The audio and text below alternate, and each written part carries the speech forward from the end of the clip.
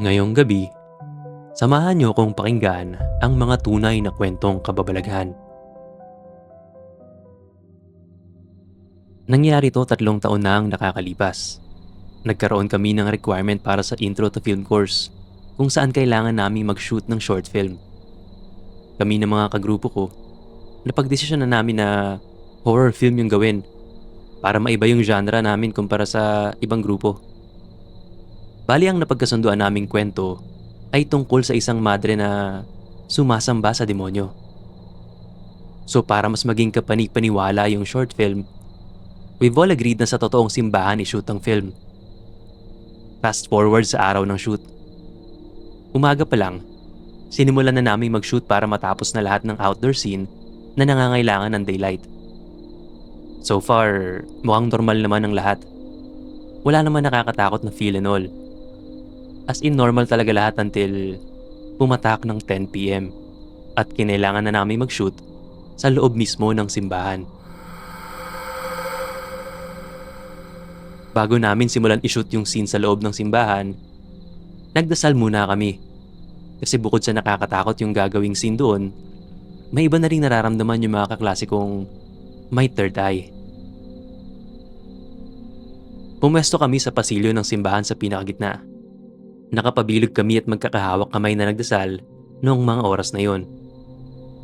Habang nagdadasal, napansin namin ng katabi ko na nakatingin sa pagitan namin yung isa naming kaklase na may third eye.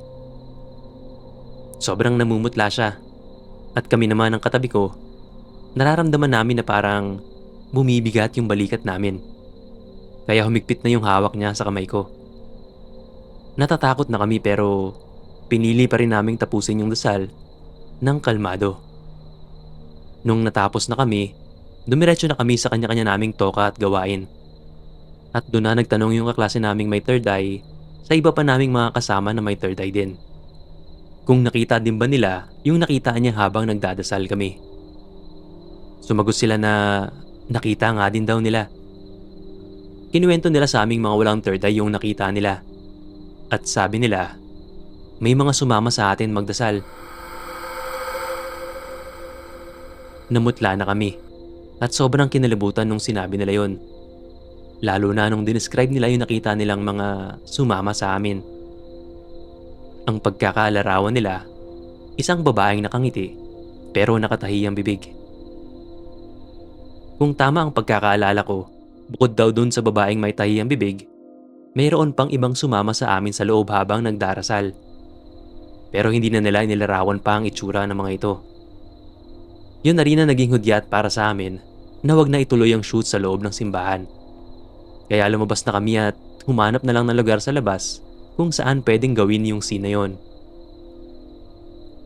Kahit takot na kami, sinubukan pa rin naming tapusin yung shoot. Pagsapit ng 12:00 ng hating gabi, napagdesisyonan na namin na umuwi na. Nakasakay kaming lahat sa inarkila naming van at isa-isa naming hinahatid lahat ng nakasama sa shoot. Isa sa mga unang naihatid ay yung isa sa mga kasama naming may third eye. Hindi nagtagal, after niyang makababa ng van, nag-text siya sa isa naming kasama. Sabi niya sa text, may sumama din daw sa amin pa uwi at nasa loob pa ng van.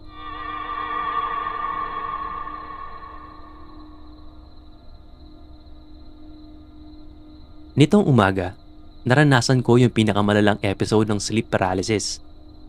Itong mga sumunod na kwento ay parang mga eksena mula sa mga karaniwang horror movie. Pero I swear to God, lahat na nangyari kaninang umaga ay totoo. Maaga akong dumating dito sa opisina, bandang 6:15 AM. At nag-decide ako na umiglip muna saglit dahil antok na antok pa ako mula sa pag-inom ng gamot kagabi para sa rashes ko. Nung una, natulog lang ako sa desk ko. Pero matapos ang ilang minuto, ginising ako ng katrabaho kong si Ma'am Sel. Sinuggest niya na doon na lang ako matulog sa kabilang kwarto since mas malamig doon at wala masyadong tao. Sinunod ko naman yung suggestion niya at lumipat ako roon para matulog. Pumunta ako sa kabilang kwarto sa opisina. At dahil antok na antok pa rin ako, Mabilis akong nakatulog pag upo ko sa isang office chair doon sa may sulok ng kwarto. Ang sumunod na nangyari ay sobrang nakakapangilabot. Hindi pa rin ako makapaniwalang nangyari yon. Habang natutulog, nagising ako mula sa tunog ng isang malalim na pag-ungol. Ang unang pumasok sa isip ko ay pumasok ang isa sa mga boss ko sa loob ng kwarto. Tanda ko pa ang sarili ko na sinusubukan tumayo agad para hindi mahuling natutulog. Noong una, hindi ko maintindihan kung ano yung sinasabi niya. Hanggang yung sa tunog na naririnig ko ay parang may sinasabayang ritmo kapareho ng Aba Ginoong Maria. Hindi ko alam ang nangyayari pero sobrang kinalibutan ako. Napagtanto ko na lang na baka nananaginip ako. Kaya pilit akong gumising. Hanggang sa nagising naman ako. Pero akala ko lang pala. Yung mga eksenang nakakatakot at nakakaubos ng buhay ay nangyayari ng paulit-ulit. Naging malinaw sa akin na yung malalim na pag-ungol na naririnig ko ay nanggagaling sa isang bagay na maitim at sinister. Parang isang demonyo. Buong lakas kong sinubukan lumabas ng kwarto. Pero hindi ako hinahayaan ng panaginip ko. Nastak ako sa paulit-ulit na eksenang yon. At kung tama ang naalala ko, ilang beses ko yung inulit at pinagdaanan. Mula sa pagtulog, magigising ako, tapos maririnig ko yung malalim na boses, tapos lalabas ako ng kwarto, hanggang sa hindi ko mamalayang magigising na naman ako sa parehong pwesto. Naririnig ang parehong nakakatakot na malalim na boses. Sa tuwing paggising ko, sobrang bigat ng aking paghinga. Nananaginip ako, pero ramdam ko yung katawan ko na gumagalaw at natataranta. Naalala ko din na sinusubukan ko pang sampalin ang sarili ko upang magising. Pero kahit na paulit-ulit kong sinasampal ang sarili ko sa loob ng panaginip, hindi pa rin ako nagigising. Hindi ko man lang nararamdaman na dumidikit yung palad ko sa mukha ko.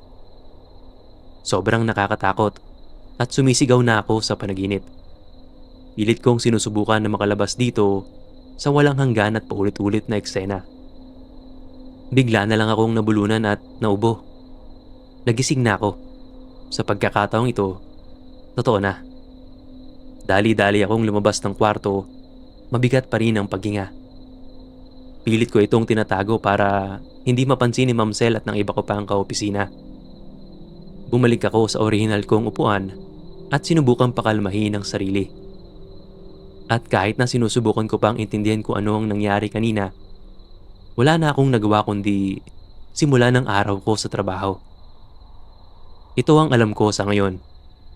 Yung gamot na ininom ko kagabi ay maaaring isa sa mga sanhi. Pinaalala sa akin ng mama ko na itong gamot na ito ay magpapaantok sa akin hanggang kinabukasan. Mukhang tama nga siya. Nagangkas na lang ako papasok ng trabaho kanina at ilang beses akong nakatulog sa biyahe. Ang iba pang maaaring sanhi nito ay kulang sa tulog, uhaw at gutom dahil hindi na ako nakapag-almusal sa sobrang antok. Kaduktong nito, ang mga kwentong kababalaghan dito sa opisina bilang isa sa mga pinakamatandang gusali dito sa Ortigas. Totoo man o hindi ang demonyong narinig ko, para sa akin ay sobrang nakakapangilabot pa rin ang nangyari. At sana, hindi ko na ito muling maranasan.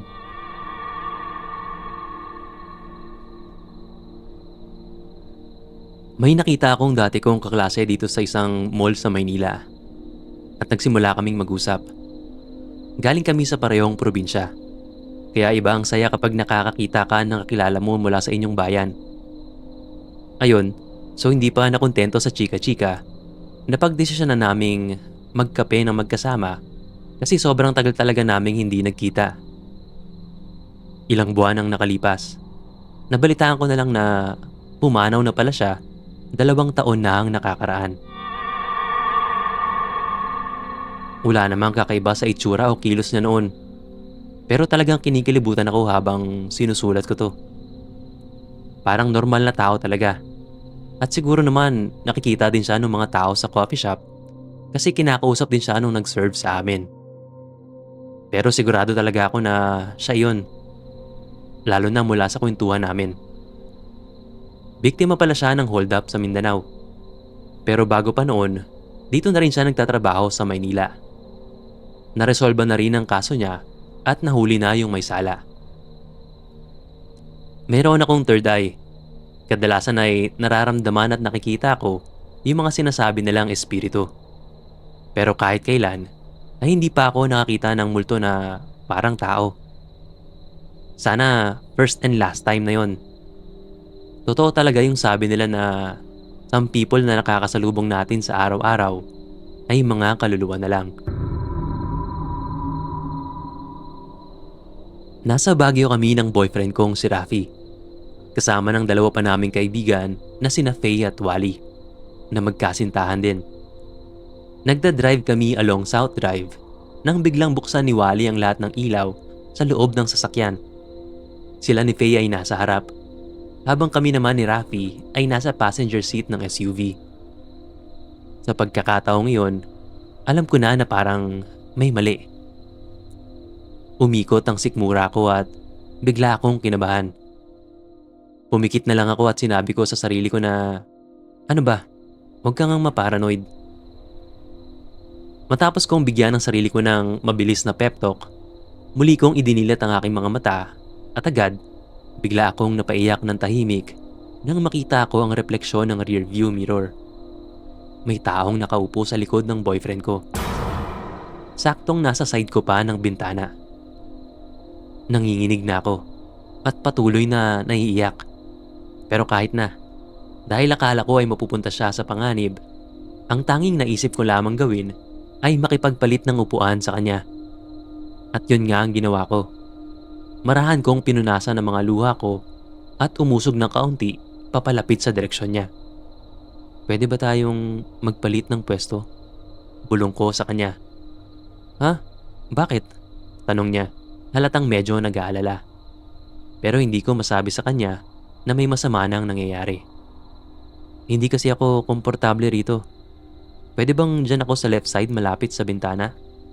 Tapos umusog ka na lang ulit papalapit sa akin. Pagdadahilan ko sa kanya. Pagkatapos naming magpalit ng pwesto, hinawakan niya ang kamay ko malapit sa kanya. At pilit kong sinusubukan na hindi tumingin sa rearview mirror. Pero hindi ko napigilan. Bigla akong napatingin. Yung babaeng nakaupo sa likuran namin, andun pa rin. At never ko itong sinabi sa kanila pero tumingin siya sa akin ng diretso sa pamamagitan din ng salamin. Takot na ako hanggang sa hindi ko namalayang napahigpit na pala ang hawak ko sa kamay ni Rafi. Biglang bumigat ng paghinga ko. Rinig ng katabi ko. Yung para akong nagpapanik attack. Anong nangyayari? Tanong ni Faye. Pasagot na ako nang mapagtanto kong hindi pala sa akin nakadirekta ang tanong niya kundi kay Wally, ang nagmamaneho ng sasakyan. Pero hindi ito umiimik. Uy, anong nangyayari? Tinanong muli ni Faye si Wally, nag-aalala. Hanggang sa tumingala ako at nakita ko siyang nagsasign of the cross. Hindi na ako nakidasal sa kanya. Pumikit na lamang ako at naghintay. Sinasabi ko sa sarili ko, huwag ka mag-alala, aalis din siya.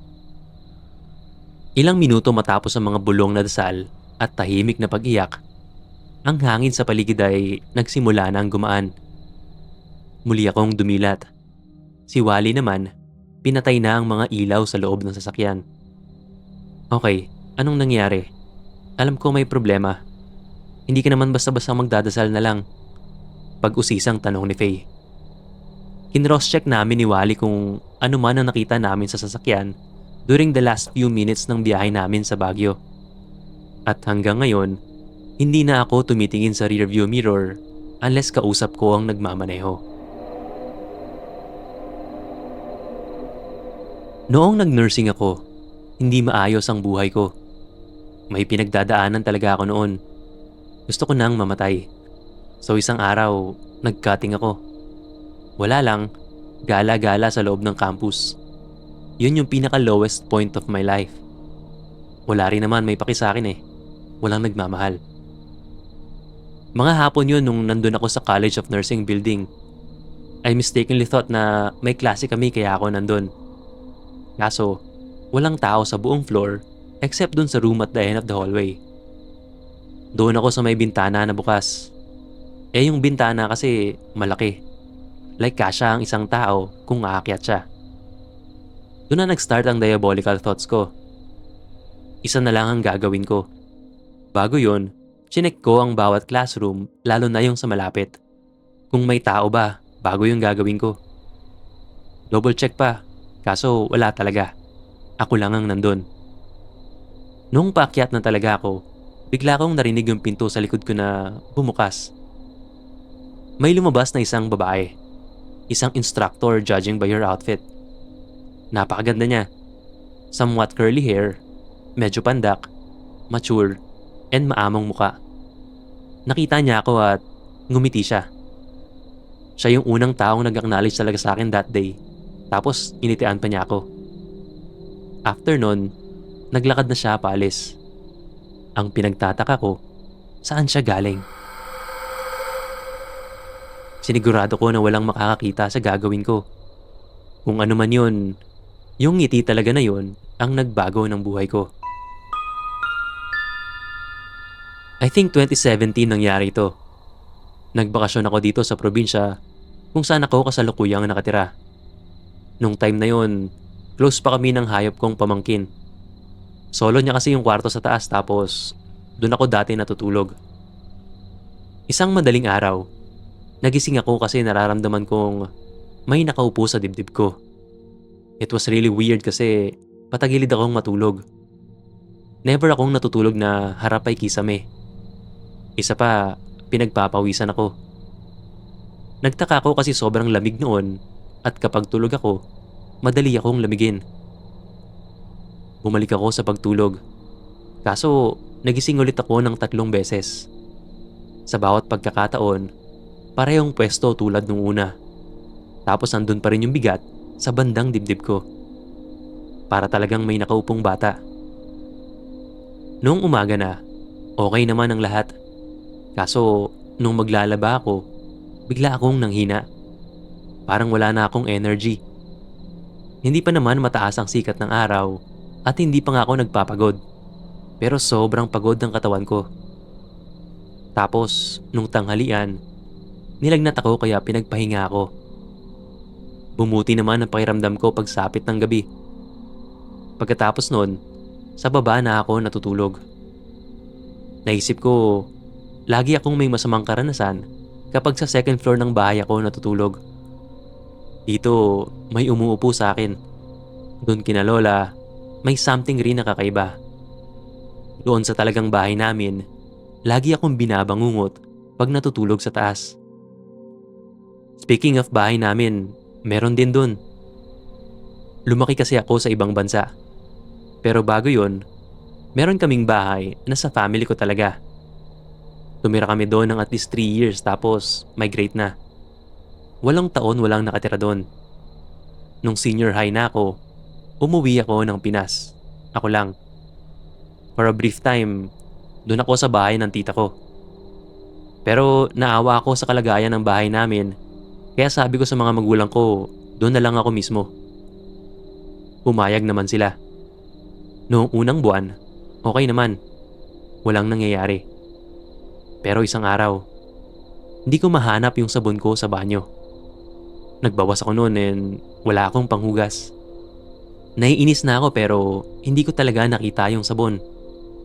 Makalipas ang 3 araw, nakita ko yung sabon sa lababo ng kusina, nakatabi lang ng banyo. Nagtaka ako paano napunta yun doon. Una, ako lang ang tao sa bahay. Never ako nagkabisita. Pangalawa, sa banyo lang yung sabon. Panghugas ko lang yun doon.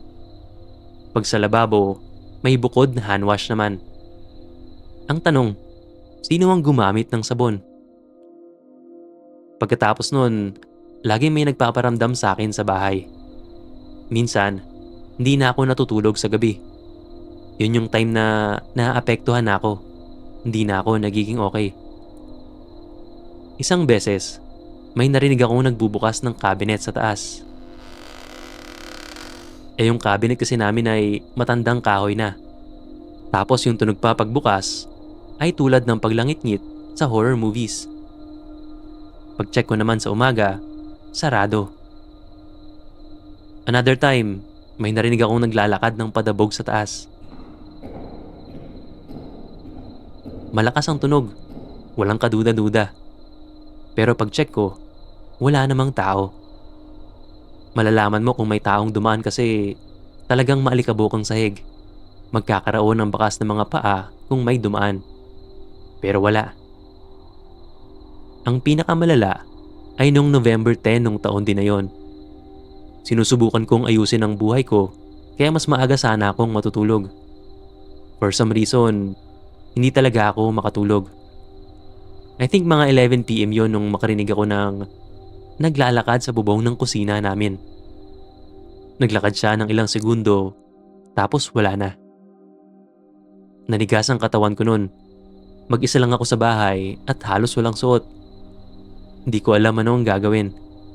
Sarado ang ilaw pero hindi ko alam kung mas okay ba yon o hindi. Tao ba yon o ibang bagay? Kung tao yon, paano siya nakakyat? Ang daan lang pataas ay yung ladder na sira na.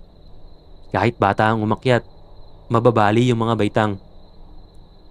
Kung galing naman siya sa katabi naming bahay, imposible din kasi mataas ang pader.